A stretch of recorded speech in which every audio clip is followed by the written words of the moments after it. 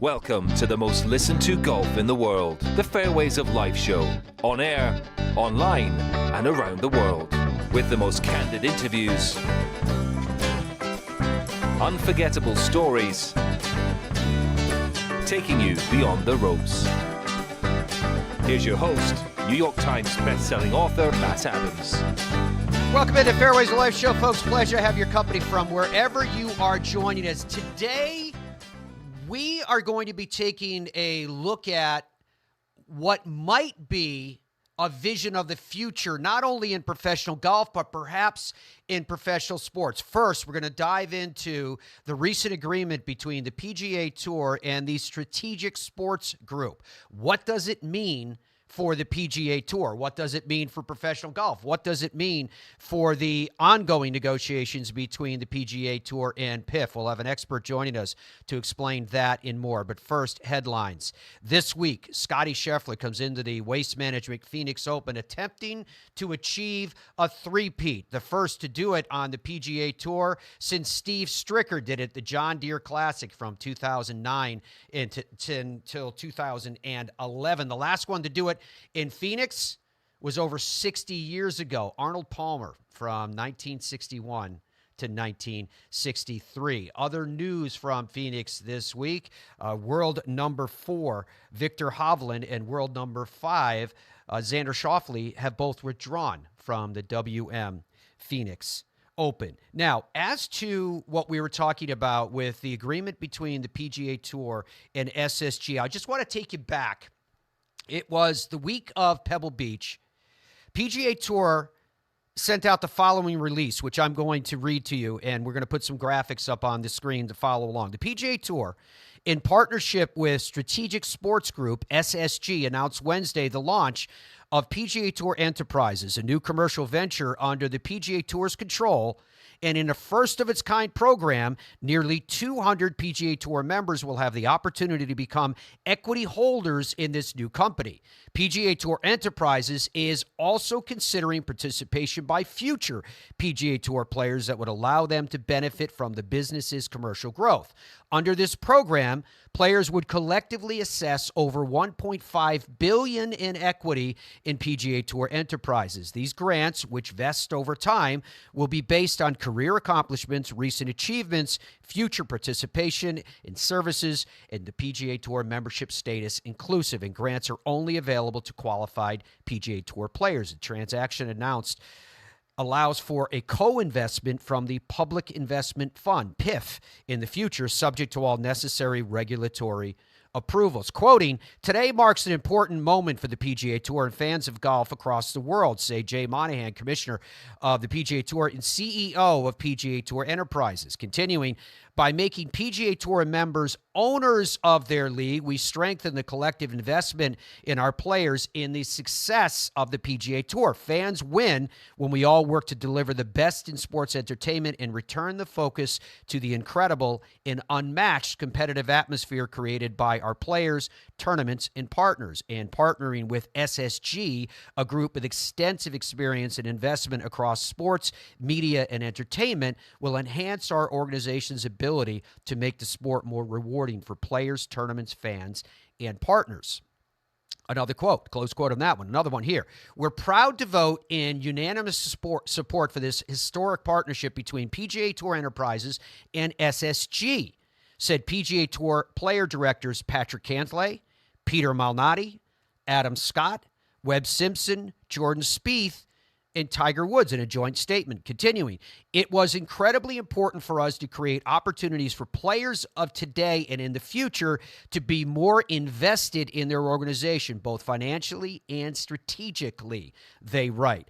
This article continues outlining who SSG is, including saying SSG includes individuals with over 200 years of combined sports team stewardship across several major global sports leagues, including the NFL, NBA, MLB, NHL, and the English Premier League. Fenway Sports Group, which has led SSG's investment with support from the leadership of Cohen Private Ventures, including Stephen A. Cohen and Andrew B. Cohen, and Arthur M. Blank, owner and chairman of AMB Sports and Entertainment. FSG will serve as a commercial advisor to this new enterprise. In addition, the PGA Tour confirmed progress is ongoing in their negotiations with PIF on a potential future investment, and both parties are working towards an ultimate agreement. SSG has consented to an investment by PIF subject to any necessary regulatory review and approvals. In addition, the PGA Tour's strategic alliance with the DP World Tour remains a focus. As close partners, the DP World Tour has included in the original framework discussions and agreement announced last year, and the tour is in active discussions how best to work together for a continued benefit for all. Okay, so that was a press release from the PGA Tour in terms of what they are doing with the strategic sports group and this massive investment that's been made from this private entity into the new entity that the PGA Tour has created. Of course, players were asked to comment on that. The first one I'm going to go to here is from Rory McIlroy, where he talks about the fact that, wait a minute, I'm no longer on the board, so I'm no longer on the inside part of the actual decision process. However, he reacted accordingly.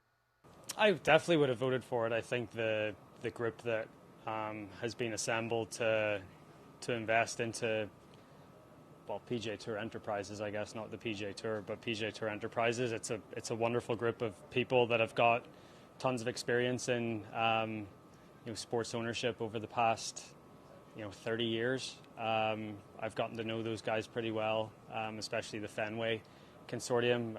We worked with them to sell the majority share of my TGL team to them, so we've worked pretty closely for the last year or so, and they're a great group of people and have the best intentions for the game of golf, which is great. So yeah, I thought it was good news. Now stand by with additional comments from Rory McIlroy relative to all of this, but first, I want you to hear the reaction to and comments from Jordan Spieth, who, as you just heard from that press release, voted as part of the unanimous vote to approve the SSG investment in this new entity. Here's Jordan. Well, I think the coolest, your question being specifically about their funding, I think the coolest thing about it is the players are now owners. So not only, do they benefit with the tour, they now are equity owners, so they want to push it themselves. They want to make the product better themselves. Not that they didn't before, but you directly benefit from owning a piece. And so I think that part is maybe the coolest part of the funding. Obviously having, some big guns behind us, some backup, and the strategy that this group offers was actually something that was very important when we were looking at it. So to have, I think it's like 200 years of sports owning experience. The idea they can help navigate, our future, how content will be consumed when our next media deals are up, stuff like that. To have these partners in perpetuity is, I don't think that can be overlooked. You talk about the funding, but really the strategies that they can have in navigating that space, I think, will be very important. I don't think that it's needed. I think the positive would be a unification, but I think that, like I mentioned before, I just think it's something that is almost not even worth talking about right this second, given how timely everything would be to try to get it figured out. But the idea is that we have a strategic partner that allows the PGA Tour to go forward the way that it's operating right now without anything else, with the option of other investors, whether them or somebody else. That'll just be a decision with them obviously being, the active talks. But I think the short answer is we don't have to. And I think the long answer is the positive there is a unification. But like I've mentioned earlier, we have members that feel strongly on both sides. And so until that would be able to be solved, and that would be number 10 on the list of 10 things, despite any government interference on what they've talked about being a lengthy process, it would be a situation that we should try to have, but I'm not sure, if or how or when it would get done. All right, so when Jordan Spieth said, I don't think it's needed, he was answering a question from the media that asked him about the necessity of the investment from the public investment fund. So that caused a series of reactions. Remember I said stand by with Rory McIlroy. Rory McIlroy apparently said to Alex Maselli from the Associated Press that he had removed himself from a group text of top players, as it was described, and that was noticed by Jordan Spieth. So Jordan said, what's this all about? And they had a phone call, and Rory McIlroy spoke to why he had the discussion, what his feelings were about the negative impact of those comments. And amongst the comments that Rory McIlroy said are the following, I'm quoting, I think they're different than a year ago because, we're potentially to do a deal with PIF, who own the large majority of LIV, and hopefully seeing things come back together here at some point. Yeah, I wish the nature of the conversation was probably different than it would have been a year ago. Absolutely. I just want to remove myself from the fray a little bit. I talked to him about his comments, and we had a pretty frank discussion.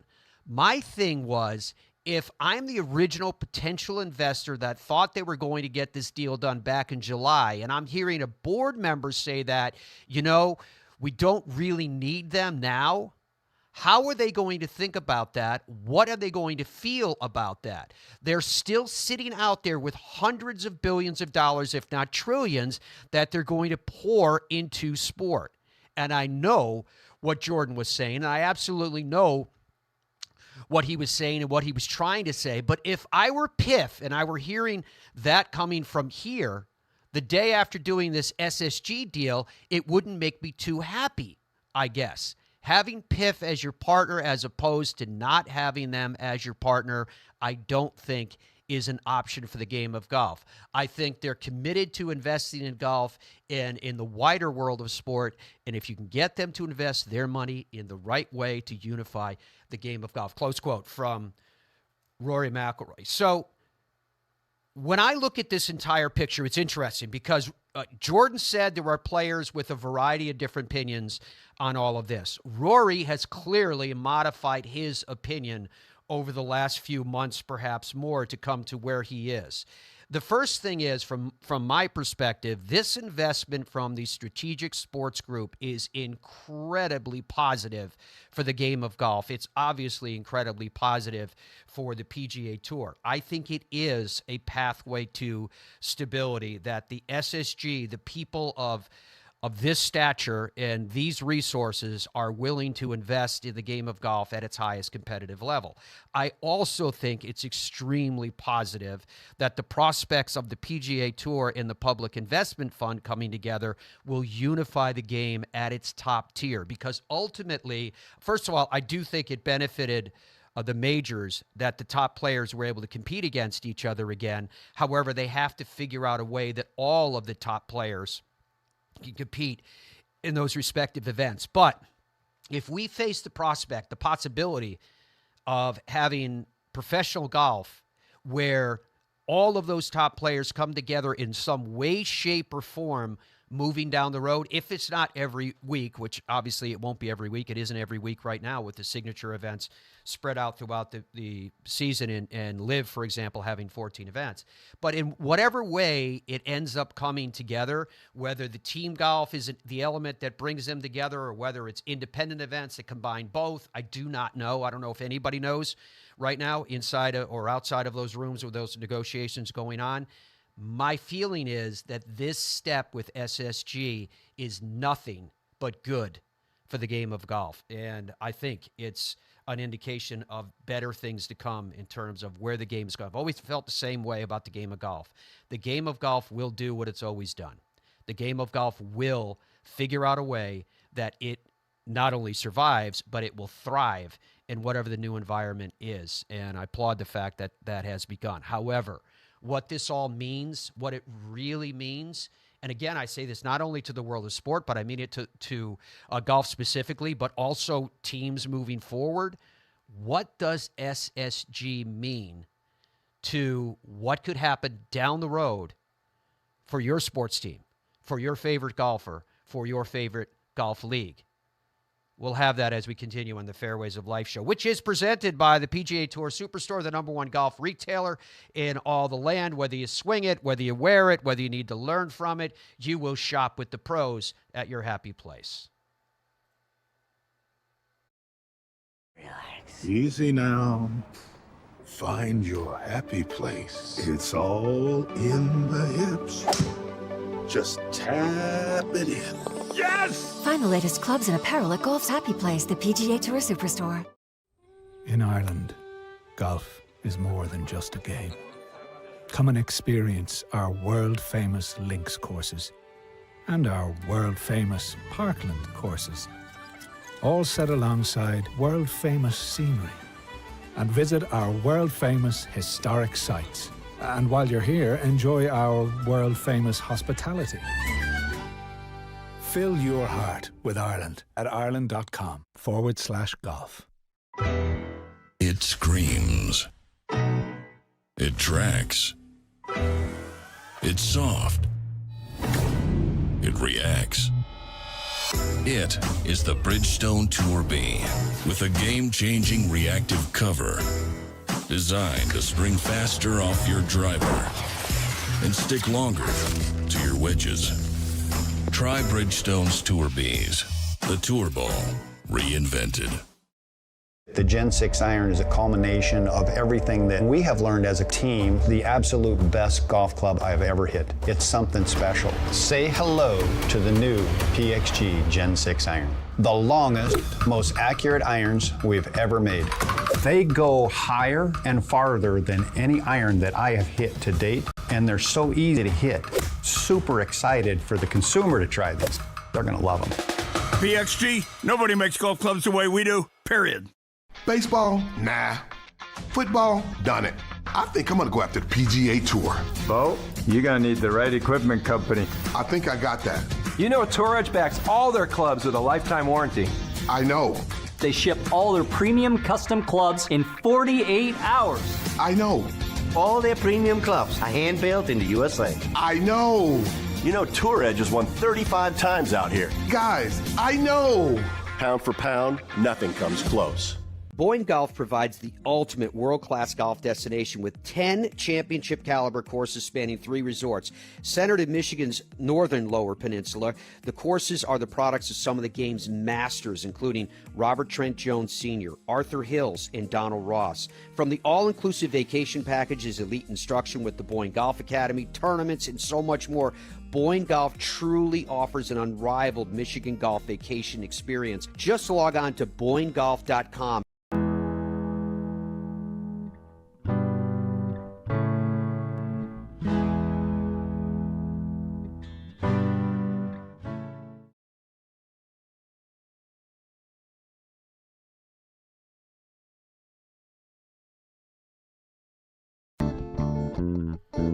As we welcome you back to the Fairways of Life show, our guest is Casey Alexander, Managing Director. He's an equity analyst at Compass Point Research and Trading. He has almost 30 years of experience as an equity analyst. He's the longest tenured golf analyst, in fact, on Wall Street. Obviously, it makes him an expert in the industry, and he's also a very highly competitive amateur golfer as well of renown. So, Casey, first of all, welcome to the program. My question where I'd love to start today is the deal between the PGA Tour and the Strategic Sports Group. How would you explain it? How would you describe what it is, and what does it mean? Well, I think it shows you how the nature of compensation for golfers, which are almost inarguably global sports superstars, is changing. You know, you think about the nature of compensation in other sports, football, baseball, basketball, soccer. 90% of that compensation is contractual compensation, and only 10% of that compensation is performance-based compensation. A lot of it is based upon performance that has already taken place, but it's contractual compensation at its heart.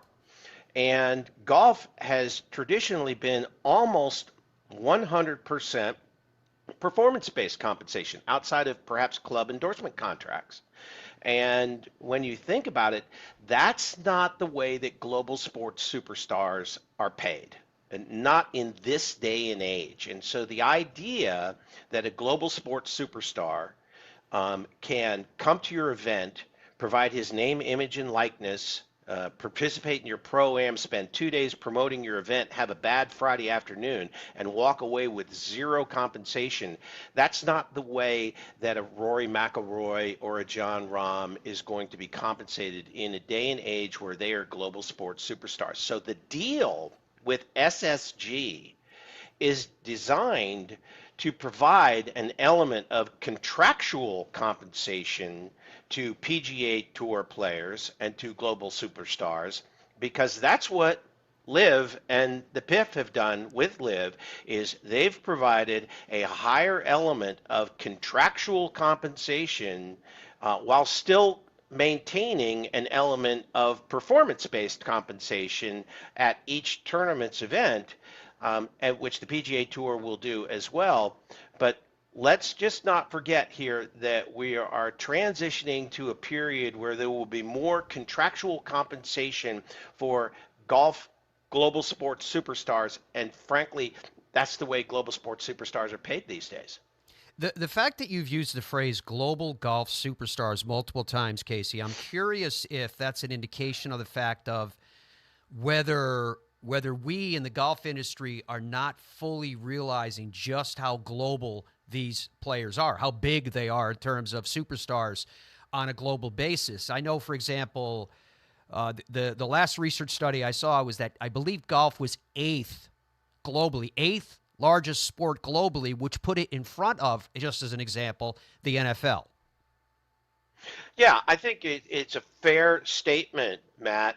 I would bet you donuts to dollars that if you went to Korea, Rory McIlroy and John Rahm are better known than Tom Brady and Peyton Manning in Korea. Wow. Frankly, this is a global game, even more so, played in over 100 countries around the world. And the other thing is that this game feeds to a demographic that is highly attractive for advertisers and sponsors, and that's why it may seem like it's an outsized level of compensation relative to the number of eyeballs that it draws. But the fact of the matter is the demographics of the eyeballs that it draws are highly attractive to advertisers and sponsors that want to head towards upper income demographics. All right, so let me ask you a question from a little bit of a different perspective then. You've explained to us how and why this is likely going to evolve in some way, shape, or form to the benefit of players from a compensation level or otherwise. But from the position of those with the strategic sports group, they are investing potentially billions of dollars. What do they hope to get from that? What is the ROI? Well, that's a great question. Normally, and I've heard this characterized as a private equity investment, I think that only has to do with structure in this particular instance. All right. The folks that are behind SSG, come on, we're talking about owner of the Mets, owner of the Red Sox, owner of major sports teams. The typical private equity time horizon is 3 to 5, maybe 7 years looking for a payback on your investment. Not these folks. These are not the typical private equity investors. These are folks that intend to hold on to this for a long time and hopefully create generational wealth out of this investment in the PGA Tour. That is similar to the point of view of PIF. I have found it interesting that it's been characterized several times that PIF is spending money with no intent for any economic return. That's just a misunderstanding of time horizons here, okay? The PIF invests in terms of decades and generations, not a 3 to 5 year time horizon similar to private equity. And investments for decades and generations can take a very long view. And in this case, a fund of this size can burn $1 billion or $2 billion here, looking towards a return where 10 years, 15 years, 25 years from now, it's generating $1 to $2 to $3 billion per year in additional income for them as a part of their potential investment in the game. And I would also point out that it's extremely likely that there's still going to be an investment from the PIF fund, because the level of compensation is still not even between the two parties involved here. And until PIF is involved in the PGA Tour, which would provide them the motivation to level out these avenues of income that have been created, that's when you're going to eventually be able to create a fully integrated global golf tour. And the great thing about it is it'll have black hats, it'll have white hats, it'll have Hatfields and McCoys. And what golf has always asked for year in and year out is great rivalries. And the way that this is working out, it is likely to create really interesting rivalries. And television and the media will eventually grasp onto that, because that's what television and the media does. It writes great stories, and it knows how to do that. All right, so let's talk about, if you will, at least the television half of television and media, and this idea of time horizons. In whatever time frame you please, Casey, I'm curious where this massive return is going to come from that's going to give back the profit to the people that have made this investment. And again, in whatever time frame that takes, is it anticipated in actually the global growth of the game? So is it television revenue? Is it because the game, when it gets bigger and unified, it's going to attract more corporate investment? Where are the dollars coming in from? Well, where are they coming in from today, Matt? We're seeing the NFL move to streaming platforms such as Thursday Night Prime. We saw a playoff game that earned incredible rights fees just by going to Peacock, okay? How long is it going to be before you're going to watch the British Open on Peacock, okay? That sort of ability to push to every platform available is raising the revenue streams for virtually every sport globally. The idea that golf isn't eventually going to evolve in that direction and participate from it, and those additional streams of income are going to draw more sponsors. I think we could bet that at some point in time we're going to see Wells Fargo back in the fold of the global golf scene because it's a global financial institution. So, Casey, when you see a consortium like the Strategic Sports Group come together as investors, but in essence now as owners of a major sports league, what does that tell you about sport at large? Is this something that you expect to see in, just name some of the sports that these same entities are owners of? The NBA, the NHL, the NFL, Major League Baseball, English Premier League, maybe Formula One, et cetera, et cetera, et cetera. Well, I think to a certain extent in many of these other sports we're already there. The NFL is trying to push more globally. Arthur Blank is a part of the sports strategic group. Baseball is starting to really become more of a global game. We've seen the incredible signing of Shohei Ohtani. And the other thing is that these are folks who already work in their own businesses on a global scale, and in many cases have worked many times with sovereign wealth funds. And so I think they're going to find a path to work with PIF perhaps easier than the PGA Tour without their involvement would have been able to. And I think, you know, you've seen that from statements from Rory that, you know, there's a way that this goes forward, and where does it eventually end up is where it should have ended up in the first place, which is a fully integrated global golf tour that intermixes all of these global sports superstars, which I know no other way to describe them, because they are known virtually globally. Casey Alexander is the managing director, the equity analyst at Compass Point Research and Trading. Clearly, obviously, he is an expert at what he does. We're going to continue our conversation after this break. And when we come back, I want to pick up on where he just left off. I want to talk specifically about the PGA Tour and their, as they phrase it, ongoing negotiations with the Public Investment Fund. Is this infusion of massive sums of money from the Strategic Sports Group going to further those discussions? Does it benefit all the parties, or does it drive them further apart? That is the Fairways of Life show continues after this. Relax. Easy now. Find your happy place. It's all in the hips. Just tap it in. Yes! Find the latest clubs and apparel at Golf's Happy Place, the PGA Tour Superstore. In Ireland, golf is more than just a game. Come and experience our world-famous links courses and our world-famous Parkland courses, all set alongside world-famous scenery. And visit our world-famous historic sites. And while you're here, enjoy our world-famous hospitality. Fill your heart with Ireland at ireland.com/golf. It screams. It tracks. It's soft. It reacts. It is the Bridgestone Tour B with a game-changing reactive cover designed to spring faster off your driver and stick longer to your wedges.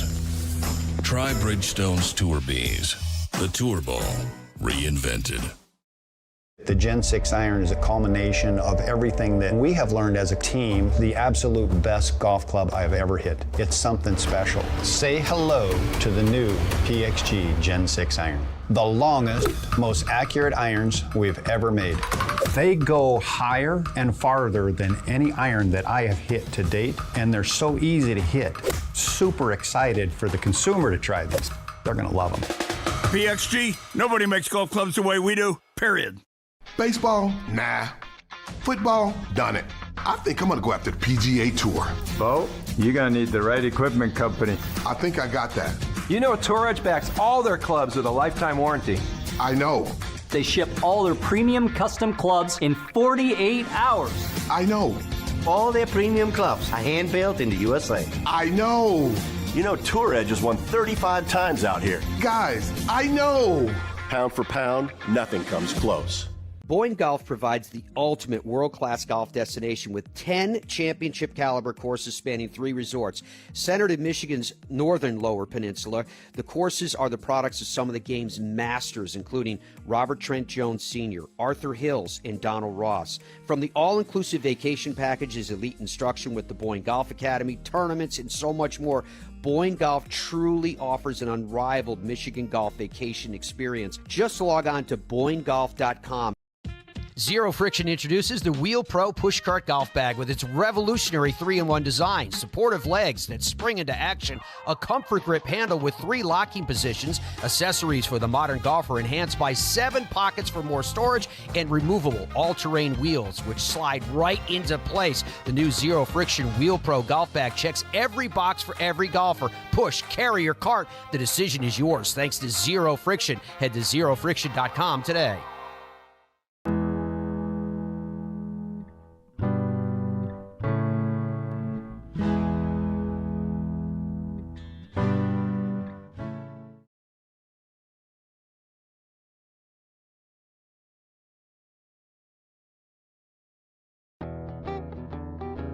Fairways of Life show. Fascinating conversation today with Casey Alexander, Managing Director for Compass Point Research and Trading.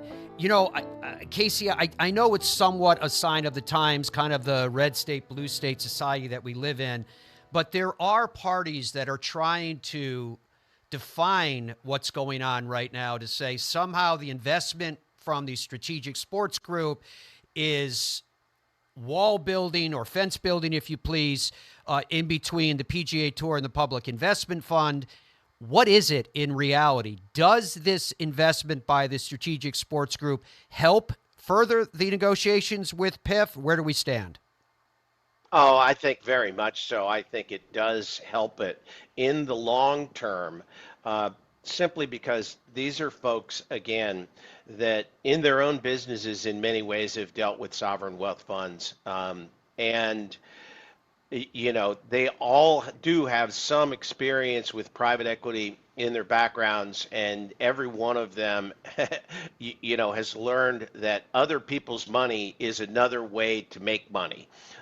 Also, as I mentioned before, having the PIF fund involved in the PGA Tour structure gives the PIF fund motivation to level out the compensation levels of LIV versus the PGA Tour, which will then allow for cross currents. The way that it sits right now, if you think about it, Matt, just think about the fact that there's a higher level of compensation available on the LIV Tour. What does that do? That encourages guys who have just won a major to then take a higher level of contractual compensation on the LIV Tour, knowing that they're grandfathered into the majors for the next 5 years, and be able to generate lifetime wealth in a 5-year period of time through membership of the LIV Tour, until you even out the levels of compensation between the two tours and start to allow some crossover.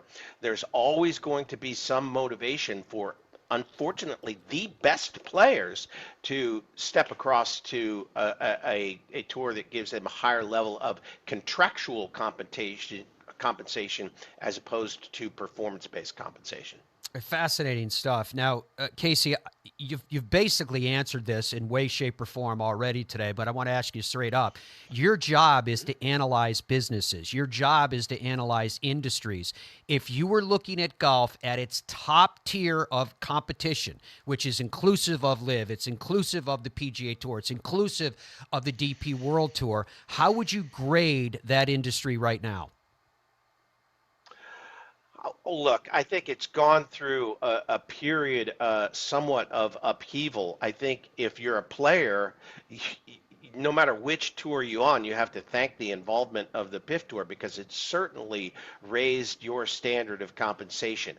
I understand why fans right now are saying, I kind of have lost interest in watching PGA Tour events. I'm not super interested in watching LIV Tour events. But I think we're going through this period of transition that will end up in a fully integrated global golf tour. And when it does, like I said, you're going to have great storylines driven around the Hatfields and the McCoys.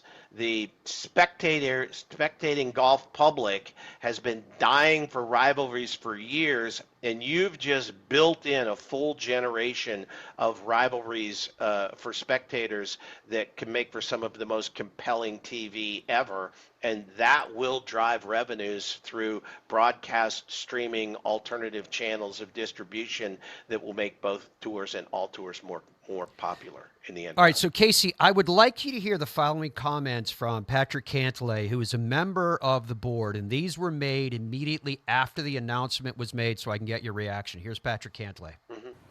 Yeah, I think hopefully this strengthens up the PGA Tour. That's the idea, and I think it will. The investors that we have coming alongside are very experienced and very sophisticated, and hopefully it's a real positive step in the right direction. I think it will be. Yeah, I think anytime someone makes a sizable investment like that, they're going to be watching over the investment. And I think because of their sports experience, we'll really lean on their expertise to try to grow the sport and make it as good as it possibly can be. Well, I think you've already seen some changes by the tour over the last couple of years, sizable changes. And so getting the top guys together more often, which I think is good. This event, you see, has the strongest field that it's had in a number of years, and I think that's fantastic. I think that's what the fans want to see, and so I really hope that this deal brings about change that really makes it better for the fans, because I think they've suffered a lot over the last couple of years, and I hope that the product will be better for them going forward. Everyone's divided. Like I've said, over the last couple of years, I've been pretty the same. I mean, people are welcome to make the choice that they'd like to make. It's a personal choice. It has been. And, as far as coming back, we'll see. It's up to a group of us. I know players feel all over the board on that issue. And so my job as a player director is to represent the entire membership. And so if something like that were to come down the road, I'm sure we would have to have a robust conversation around that topic. I think the PGA Tour is definitely stronger after having this deal go through. As far as PIF, I haven't been having any, real conversations myself about that. So I think, that's a question for down the road for the board and for also the NUCO board to decide. All right, so Casey, it sounds like Patrick Cantlay is echoing the same enthusiasm for the future that you are telling us that we can look forward to with this investment. Is there anything else in what he said that struck you? Well, I didn't hear anything that he said that was in conflict with anything that I've laid out today. Other than, the road back to getting the two parties to the point where they can play together on a fully integrated global golf tour, because he's right. The PGA Tour is trying to create a format with their elevated events where the best players can be together to play against each other. But let's not kid ourselves. It's not all the best players. And certainly there's a group of players on the LIV Tour that clearly and adequately belong in that category, should be in that sentence. And eventually the needs of the media to create great golf stories will require them to be together more than just the four majors each year. Do you think, Casey, that this is a situation where the tide is going to make all the ships rise? What about mid-tier golfers, regardless of the tour that they play on currently? Yeah, I think that's tough. I do think that the structure of the PGA Tour with the elevated events is sort of bifurcating the tour a little bit. I also do have questions relative to how they're going to distribute ownership shares to PGA Tour members of this new entity. And one would assume that there's going to have to be some sort of vesting process, right?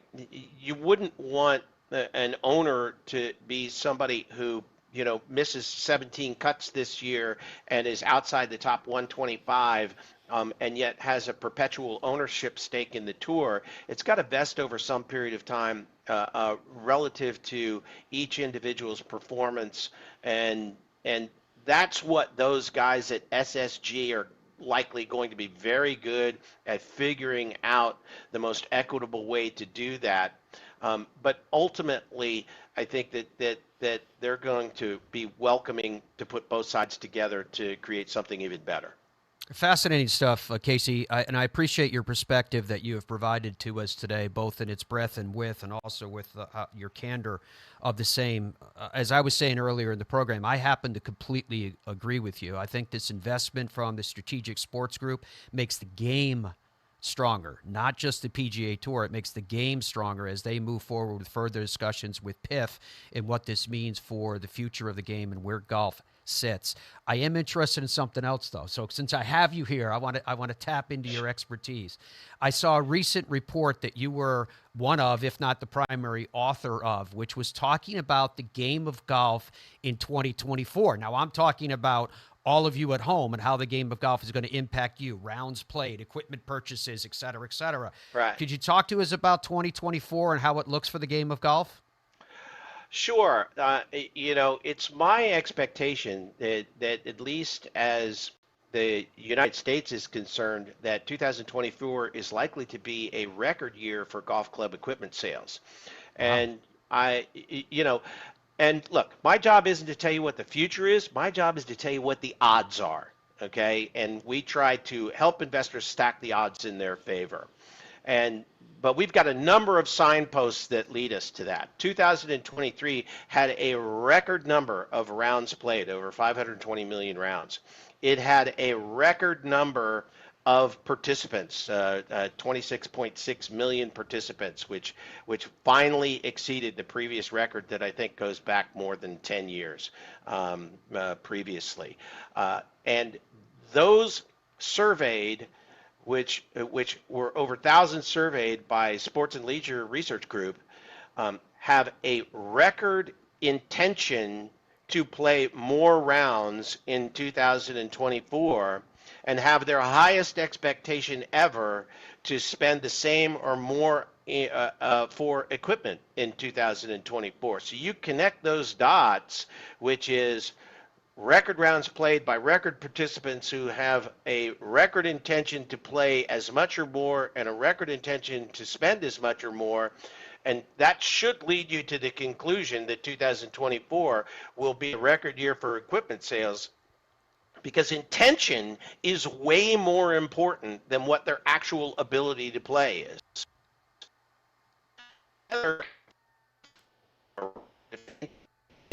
Follow that track, and that should lead to record equipment sales in 2024, at least as the United States goes. And since that's 50% of the market for global golf equipment, sort of as the U.S. goes, so kind of goes the rest of the world, at least in the general sense. That is fascinating, Casey, but I'm curious about one thing. You know, from, call it a romantic perspective with the game, if you will, we look at it and say, you know, during COVID and post-COVID, people discover the exercise virtues of the game, the fact that you can reconnect with other human beings through the games, obviously the fun and the challenging aspects of the game, etc. But from your perspective, from the perspective of cold numbers, why is the game of golf continuing to flourish? Well, it's not cold numbers, Matt, okay? What happened here is prior to COVID, you know, the statistics were that 2 out of every 3 people who joined the game quit inside of a year, okay? And for all the reasons that we know, it's a supremely difficult game to learn. It's very difficult to get over the hump of proficiency. It has a Byzantine set of rules. And in often cases, golf isn't particularly friendly to newcomers. It can be somewhat of a hostile environment, again, with you know, something outside the rules called etiquette, which makes things complicated for new folks joining the game. But the fact of the matter is that COVID had a 2-year cycle of other forms of entertainment that was not available to those folks. And golf was outdoors, it was social, it was available, and it was a safe way for women, kids, etc., to socialize and have fun and get exercise without risking themselves in the COVID environment. What it did was 2 years forced many of those to get over the hump of proficiency and get to the point where they went from newbies to actual golfers. And once you become an actual golfer, the avidity of the game is compelling. And as you know, once you're over that hump of proficiency and consider yourself a golfer, not a startup golfer, then you're hooked. Then you're there. In whatever form that you are hooked to, which we welcome all of those forms in the game of golf. Casey 100%. Alexander is the managing director at Equity Analyst at Compass Point Research and Trading. CompassPointLLC.com is the website. Thank you for your time, my friend. Fascinating as always. Matt, thanks so much for having me on, especially on one of your first shows, and congratulations on your show joining the Golf Channel. I appreciate that, my friend. We'll be back with more of the Fairways of Life show right after this.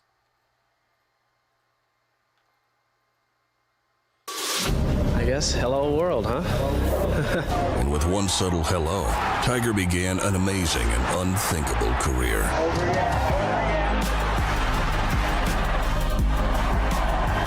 I've done it for 20 years now with Bridgestone. It allows me to play an aggressive style around the greens, and it's allowed me to win a lot of tournaments.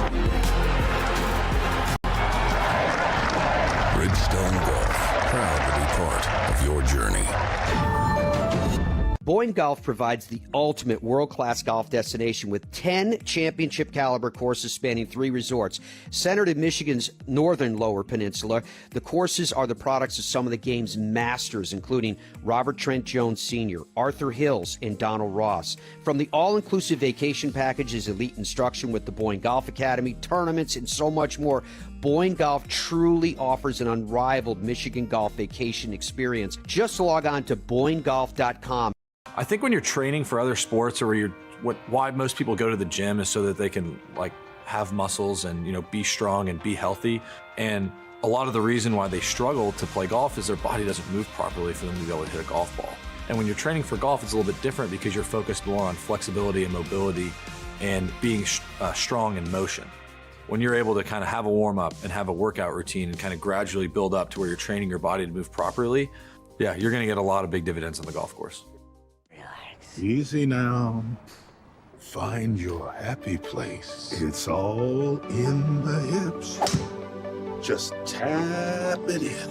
Yes! Find the latest clubs and apparel at Golf's Happy Place, the PGA Tour Superstore.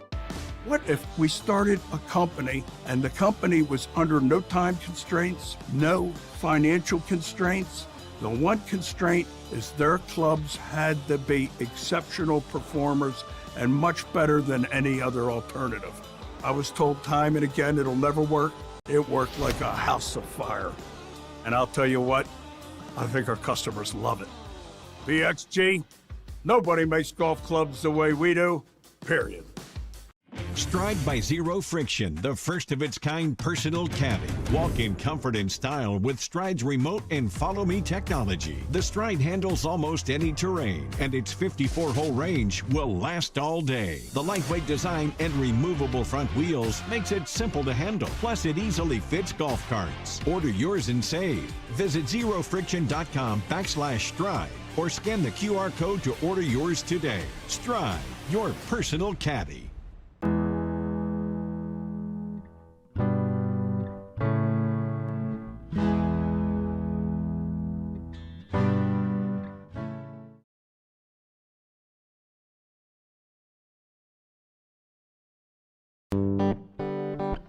Welcome back to the Fairways of Life show. Thanks to Casey, fascinating guest. I keep saying that because it is. I was talking about the fact that when we were coming back from the break, or in the break, I was saying to Dom, I was like, I love when somebody is intelligent enough, they hit you with a phrase that I hadn't heard before, time horizons. He was talking about, the expectation of return on an investment. Hey, congratulations to Jessica Corda. She is a new mommy. Her baby was born on Monday. Her son, Grayson John. Congratulations and good health to all. Now, we did have a couple more bites that I wanted to get to that I was saving about this deal. First of all, Justin Rose on the SSG PGA Tour Union. I've sort of been keeping my ear close to the ground with some of the guys and anticipated this happening and coming, but it's obviously nice and so when you finally hear the news and I think just kind of curious to see exactly what it means for everybody one, individually on the equity side, curious, but two, like what the strategy is for the tour, how much it, strengthens us, how much, really what it means in terms of driving us forward as an organization. But I think, anytime you can engage people with ownership, they do take more pride in the product and pride in their work. I'm hoping that that's the case 170 guys deep. I guess the real acid test is it remains to be seen if it's a good thing having the players in power. That's going to be, hopefully, obviously a lot of guys have committed a lot of time here, and I think we're in a great, we have a lot of options I think at the moment, and that's a place maybe that we haven't been. But yeah, listen, I think there's been some good elements in the last couple of years, and there's been some elements that have obviously not been ideal. So hopefully that this moment in time now is a sort of a soft landing to be able to build something cool going forward. Yeah, I think it's complicated, and there'll never be a one-for-one ratio where one guy feels good about everyone coming back because they got something and they didn't.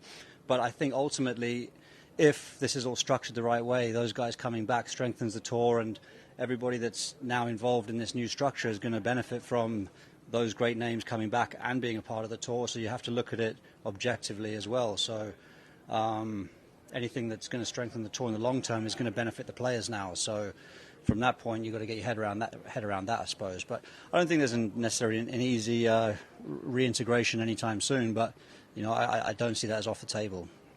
And here is Ricky Fowler, who says he has tried to maintain middle ground. I'm excited to learn more about it. I basically know what you guys know. I've put my trust in the guys like Cantlay and Jordan and Tiger and the others that are on the board, but I've seen firsthand the amount of time and effort that Cantlay and Jordan, Tiger as well. I haven't been around the other guys as much, but it's been very impressive to see what they're doing and everything that they've put into ultimately getting to where we are.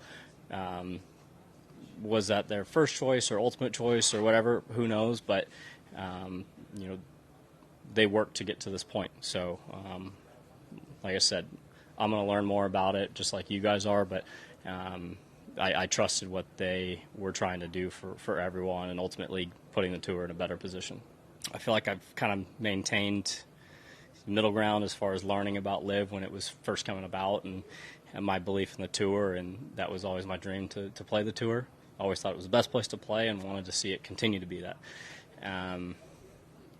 We're in a different spot a few years down the road, and I feel like when I talked about Cantlay, Jordan, Tiger, those guys, they put a lot of time and effort to put us in a better spot and make sure that the tour continues to be the best place to play.